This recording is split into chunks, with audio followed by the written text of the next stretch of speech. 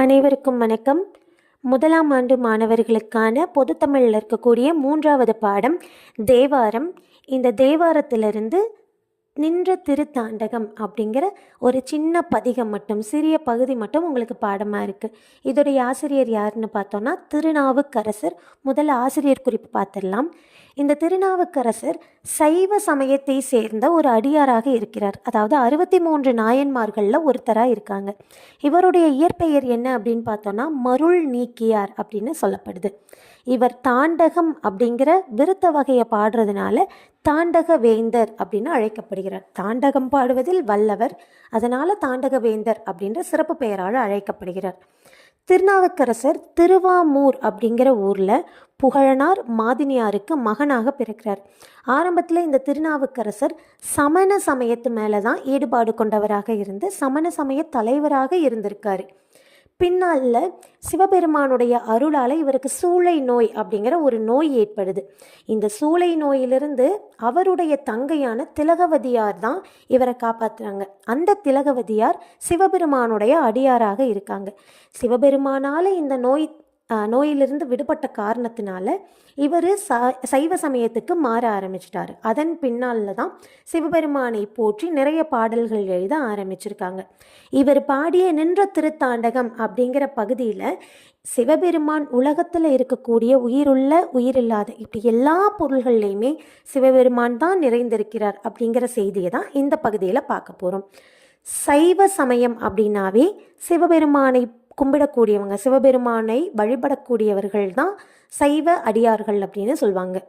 So இதை ஈஸியாக ஞாபகத்தில் வச்சுக்கிறதுக்காக தேவாரம், திருநாவுக்கரசர், திருத்தாண்டகம் எல்லாமே வரிசையில் தகர வரிசையில் இருக்கும். அதை வச்சு ஆசிரியர் பேரை ஞாபகத்தில் வச்சுக்கலாம்.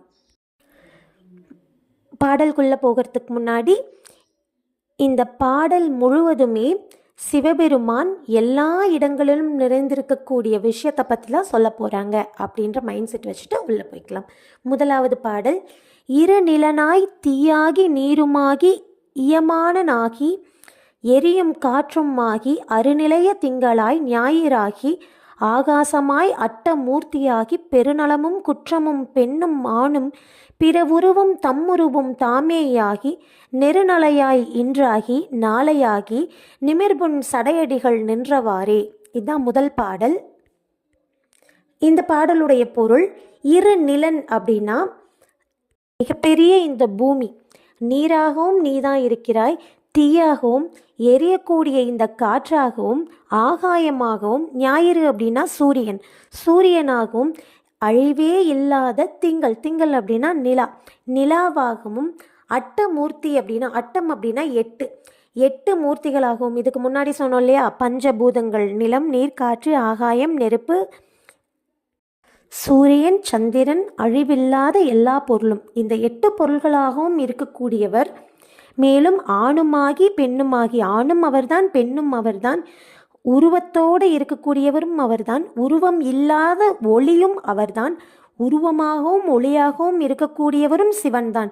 இப்படி எல்லாமுமாக இருக்கக்கூடிய சிவன் இன்றுமாகி நாளையுமாகி நேற்றுமாகி, 3 tense சொல்லுவோம் இல்லையா, ப்ரெசண்ட்டு, ஃப்யூச்சரு, பாஸ்ட்னு, அப்படி 3லும் சிவபெருமான் மட்டுமே நிறைந்திருக்கிறார் அப்படின்றது தான் முதலாவது பாடல். 2வது பாடல்.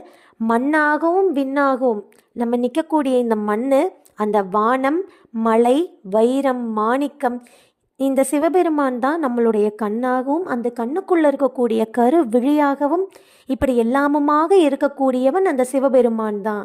இதுதான் 2வது பாடல். கலைகளாகவும் அந்த கலைகளை செய்யக்கூடிய கலைஞனாகவும் பெண்ணாகவும் பெண்ணுக்கு துணையாக இருக்கக்கூடிய ஆணாகவும் இப்படி காலம் கடந்து எல்லாவுமாக நிலைக்கக்கூடியவன் அந்த இறைவனாகிய சிவபெருமான் மட்டும்தான். இதுதான் 2வது பாடல். 3வது பாடல். கல்லாகி கலராகி, கல் அப்படின்னா மலைகள், மலைகளாகி, கலர் அப்படின்னா உப்பு நிலம், உப்பு நிலமாகி காடுகளாக மாறி ஆறாகவும் வாய்க்காலாகவும் வழிகளாகவும் கடற்கரை பகுதியாகவும் புல்லு பூண்டு இப்படி எல்லாமுமாக இருக்கக்கூடியவர் தான் சிவபெருமான். முப்புறங்கள் அப்படின்னு சொல்லிட்டு ஆகாயத்தில் ஒரு இடம் இருக்குது. அந்த முப்புறங்களை எரித்தவர் இந்த சிவபெருமான் தான். ஸோ அந்த விஷயத்தையும் இந்த இடத்துல சொல்லியிருக்காங்க. இது மட்டும் இல்லாமல் நிலமாகவும் நீராகவும் நெல்லாகவும் நெடிய ஒளி பிளம்பு அப்படின்னா நீண்ட ஒளி, இப்படி எல்லாமமாகவும் சிவபெருமான் தான் இருக்கிறார் அப்படிங்கிறது தான் 3வது பாடல். அடுத்தது 4வது பாடல்.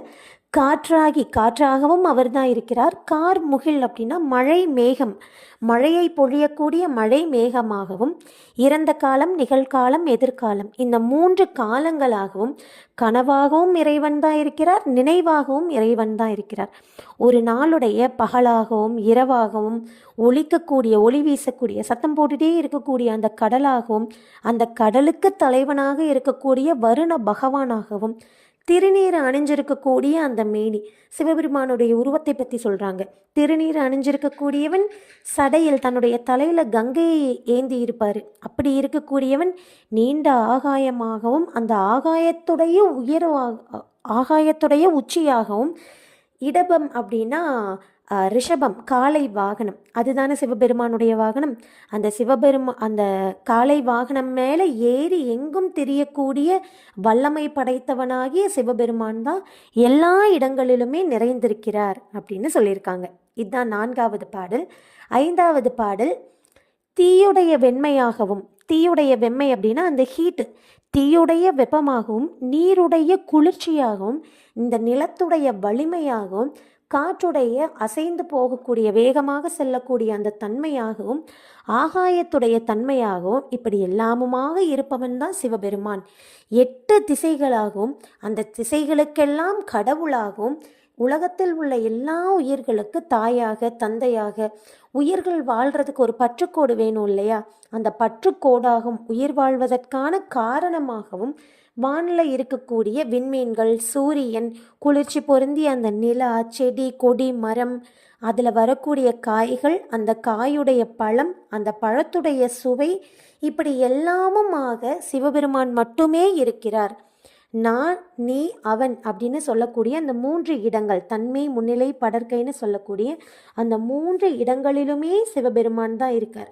இப்படி ஒளிவடிவமாகவும் உருவமாகவும் அருவுருவமாகவும் உலகமெல்லாம் நம்ம பார்த்து பழகக்கூடிய எல்லா பொருள்களிலுமே சிவபெருமான் மட்டுமே நிறைந்திருக்கிறார் அப்படிங்கிறது தான் இந்த பாடலுடைய பொருள். ஸோ இந்த 5 பாடல்கள்லையுமே உலகத்தில் இருக்கக்கூடிய எல்லா உயிருள்ள உயிரற்ற கற்பனை நிஜ எல்லா பொருள்களையுமே சொல்லி இந்த பொருள்கள் எல்லாவற்றிலும் சிவபெருமான் மட்டுமே இருக்கிறார் அப்படின்றத தான் உட்கருத்தாக சொல்லியிருக்காங்க. நன்றி.